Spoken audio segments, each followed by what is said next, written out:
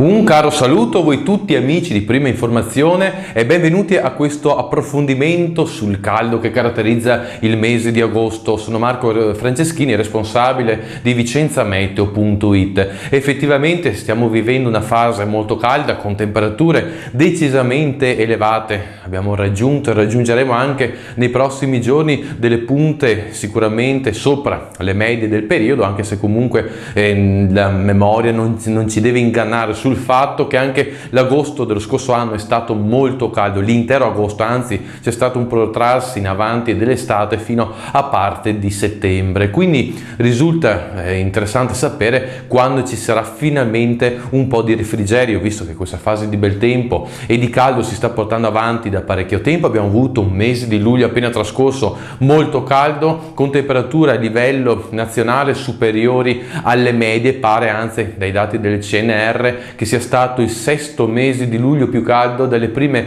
rilevazioni meteorologiche che risalgono a partire appunto dal 1800. Punto. Quindi ci si chiede quando ci sarà finalmente uno stop a tal proposito, e volevo farvi vedere questa mappa. Si tratta di una immagine che rappresenta l'Italia, è una fotografia circa 1500 metri, ci fa vedere un po' la proiezione da oggi verso lunedì 27 agosto, quale sarà l'evoluzione della temperatura a quei livelli lì, perché sapendo come si muovono le temperature a circa 1500 metri è poi un indicatore per capire se anche in pianura arriverà fresco. Notiamo di colori anche su buona parte dell'Italia, ma soprattutto al nord, colori sul blu, e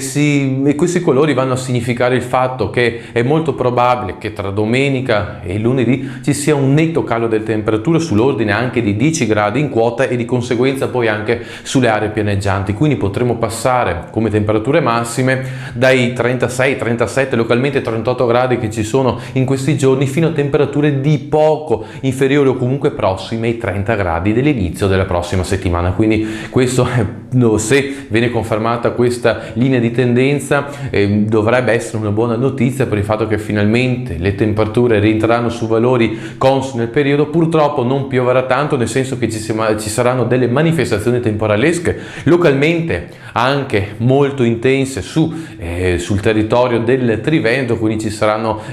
cadute di grandine, raffiche di vento temporali localmente forti, anche se ad oggi è ancora un po' difficile localizzare esattamente le zone che verranno maggiormente interessate da questi fenomeni, però quello che interessa maggiormente è il fatto che finalmente arriverà un po' più di fresco. Si tratterà di un passaggio abbastanza rapido, nel senso che a inizio della prossima settimana poi tornerà nuovamente l'alta pressione, ma pare un po' più umana, da un volto più umano, in particolare dal punto di vista delle temperature. Con ora ho concluso, ci vediamo la prossima volta.